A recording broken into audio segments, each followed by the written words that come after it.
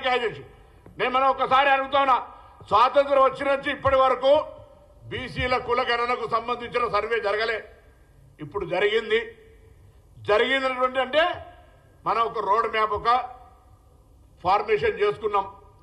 Road formation తర్వాత if required దాన్ని double line చేసుకుంటాం, 4 లైన్ చేసుకుంటాం, 8 లైన్ చేసుకుంటాం, నేషనల్ హైవేలకి చేస్తాం. ఇవాళ ఈ యొక్క ఫార్మేషన్ దేశానికి మార్గదర్శకత్వం కాబోతుంటే కొంత కుట్రపూరితమైనటువంటి అంశాలు కలిగిన రాజకీయ పార్టీలు మిమ్మల్ని వాడుకోవాలని చూస్తుంటే ఇది బలహీన వర్గాలకు దెబ్బ తాకుతుందనేటువంటి విచక్షణ కోల్పోయి మీరు ఈ కాయిదాలను చింపేస్తూనే రాష్ట్ర కాంగ్రెస్ అధ్యక్షుడు బలహీన వర్గాల బిడ్డ, రాష్ట్ర మంత్రులు బలహీన వర్గాల బిడ్డలం, ఇద్దరు ప్రభుత్వ వైపులు బలహీన వర్గాలు. ఇలా ఈ ప్రక్రియ 1,00,000 మంది ఉద్యోగులు పాల్గొన్నారు. వాళ్ళు అందరూ కూడా ఉన్నారు కదా. ఇలా బలహీన వర్గాలకు సంబంధించి సమాచారం రమ్మంటాను. ఎక్కడైనా మీరు అసలు ఈ సమాచారంలో ఇవ్వనోడు పాల్గొనోడు ఏం నైతికత ఉంది అని అడుగుతా ఉన్నాను. ఇలా బలహీన వర్గాల సమాచారం సేకరణ జరుగుతుందంటే తప్పుడు ప్రచారం చేసి మీడియా కాన్ఫరెన్స్లు చేసి ఇదేమైనా ఆస్తి ఎత్తుకపోతున్నట్టు వాస్తవంగా క్వశ్చనర్లో బ్యాంక్ అకౌంట్ ఉందా లేదా అని అడిగితే బ్యాంక్ అకౌంట్ ఎట్లు ఇస్తాం, ఫోన్ నెంబర్ ఎట్లు ఇస్తాం, ఆధార్ కార్డు ఎట్లు ఇస్తాం, రేపు సైబర్ క్రైమ్ కాదా అసలు అడగనేలే. ఇట్లా దుష్ప్రచారం చేసి వారం 10 రోజులు మేము పక్కనబందీగా ఎక్కడికక్కడ క్షేత్రస్థాయి వ్యవహారం చేయకపోతే ఈ ప్రాసెస్ అంతా అట్టర్ ఫ్లాప్ చేసే ఫస్ట్ స్టేజ్ కుట్ర జరిగింది. దాని తర్వాత ప్రక్రియ జరిగినాక ఎన్నడైనా ఈ పార్టీలు ఈ సంఘాలు నేను అనేక సందర్భాల్లో మేమందరం అయ్యా ఆనాడు అఖిల పక్షాలు పెట్టి అన్ని జాయింట్ యాక్షన్లు పెట్టి కులగణన ఎప్పుడు చేస్తారని ప్రభుత్వాన్ని నిలదీసి ధర్నాలు చేసిన వాళ్ళు కుల సంఘాలుగా బీసీ సంఘాలుగా బీసీ మేధావులుగా ఈ ప్రక్రియలో భాగస్వాములు కండి చైతన్యం చేయమని 100 సార్లు చెప్పినాం. ఆనాడేదైనా జరుగుతుంది, ప్రక్రియ తప్పుపోతుంది, ఏదైనా చెప్పాల్సి ఉంటే కదా, ఏం మాట్లాడరు. అందుకే ఇలా మళ్ళొక్కసారి చెప్తా ఉన్నాం, మా ప్రెస్ కాన్ఫరెన్స్ మా యొక్క వివరణ గంగుల కమలాకర్కో ఇంకొకరికో కాదు. నిన్న టీఆర్ఎస్ పార్టీలా మాజీ మంత్రిగా గంగుల కమలాకర్కు ఛాన్స్ ఇస్తుంటే హైజాక్ చేసి కేటీఆర్ మాట్లాడితే నీ పార్టీలని హక్కు కాపాడుకోలేవు, నీ పార్టీలో ఉన్న బీసీ నాయకుడు ఈటల రాజేందర్ ఎందుకు బయటకు పంపారు? నీ పార్టీలోని ఇలా 3 అధ్యక్షులు, పార్టీ అధ్యక్షుడు, కార్యనిర్వాహక అధ్యక్షుడు, శాసనసభ పక్ష నాయకుడు ఎవరికైనా బీసీలు ఉన్నారా? ఇలా మా ముఖ్యమంత్రి వేరే అయితే మా పీసీసీ అధ్యక్షుడు వేరు. ఇది ప్రజాస్వామ్యం, Congress party balance, social balance. ధైర్యం ఉందా అని అడుగుతున్నా 10 ఏళ్లలో. అరే మీరు ఎస్కే సర్వే వేర్ ఇస్ శాంక్టిటీ? ఎక్కడ ప్రవేశపెట్టిరు? అసెంబ్లీలా, క్యాబినెట్లనా, పబ్లిక్ డొమైన్లు ఎక్కడ పెట్టిరు? దాన్ని దేని కొరకు వాడిరు? ఈ సదరు మంత్రి పనిచేసినటువంటి వ్యవస్థలు ఉన్న వాళ్ళు ఆయన అడుగు ప్లానింగ్ డిపార్ట్మెంట్ తోటి నాకైతే 10 ఏళ్ళు మంత్రి చేసినవాడు 5 ఏళ్ళు చేసిన అటువంటి వాళ్ళు ప్లానింగ్ డిపార్ట్మెంట్ తోటి చేసినామని అడిగితే ఏం చేయమంటా? బీసీ కమిషన్ తోట బీసీ కమిషన్ విజ్ఞప్తి మేరకు అయితే BC minister highest level meeting అయి బీసీ కమిషన్ దగ్గర ఇన్ఫ్రాస్ట్రక్చర్ ఉండదు. చీఫ్ సెక్రటరీ నుంచి క్షేత్రస్థాయి గ్రామ కార్యదర్శి దాకా ఇన్వాల్వ్ అయితే తప్ప సరైన సమాచారం రాదని చీఫ్ సెక్రటరీ ద్వారా ప్రభుత్వాన్ని ప్లానింగ్ డిపార్ట్మెంట్ అనే ఏజెన్సీని జీవో నెంబర్ 18 10వ తారీఖు 10వ నెల ఇచ్చి మేము పెట్టుకుంటే 1,00,000 మందిని వాడుకొని 160 కోట్లు ఖర్చు పెట్టి ప్రతి ఎమ్యూనరేటర్కు పారితోషికం ఇచ్చి ప్రభుత్వ ఉద్యోగిని పెట్టి ప్రతి 10 మంది ఎమ్యూనరేటర్స్కి ఒక పరిశీలకుని అంత డిసెంట్రలైజ్ చేసి ప్రోగ్రామ్ సమాచారం సేకరణ చేస్తే ఇలా దాని అవహేళన చేస్తారా? ఇది మంచిది కాదు.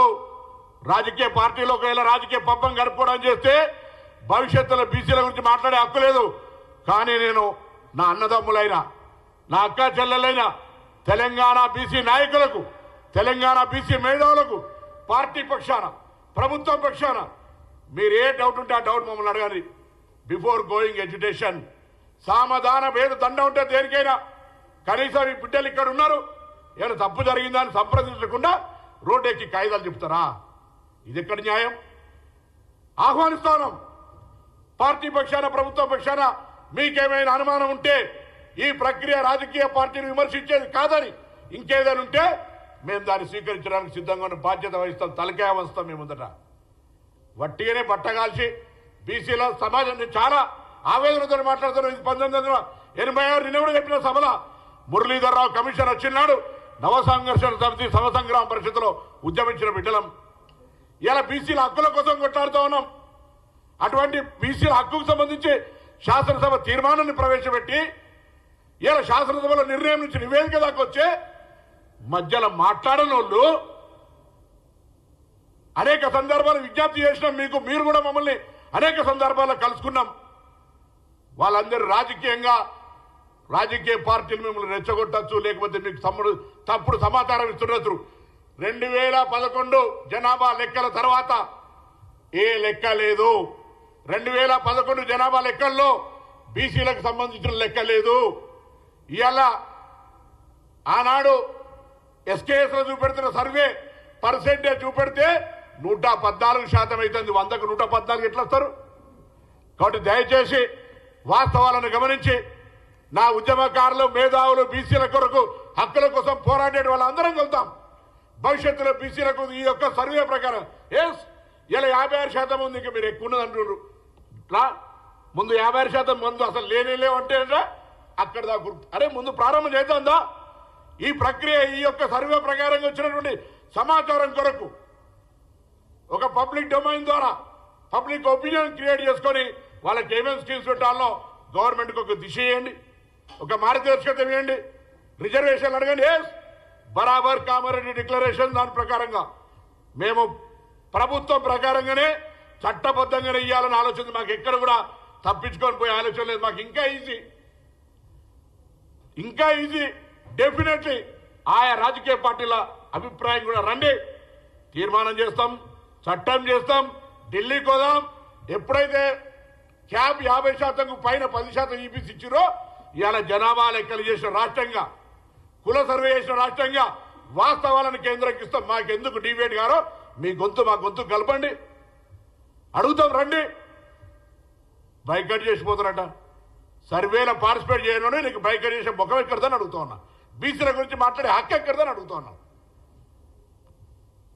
పార్టీల హక్కు కోసం అడిగిన రాజేందర్ బయటికి పంపినోడివి, నీ పార్టీలో ఒక పదవి ఇయ్యనోడివి, అధికారంలో ఉన్నప్పుడు ఇయ్యనోడివి, అధికారం పోయినాక పార్టీల స్థానం ఇయ్యనోడివి, నీకు మా బీసీల గురించి అడిగే హక్కు ఎక్కడ అడుగుతున్నాం. అందుకే వాళ్ళ గురించి కంటే ఎక్కువ నా కుటుంబ సభ్యులైన బీసీ ఉద్యమకారులను, నా బీసీ సంఘ నాయకులను మీకేదైనా తప్పిస్తే అన్న కూడా సీనియర్ విద్యార్థి రాజకీయాల నుంచి వచ్చినాడు.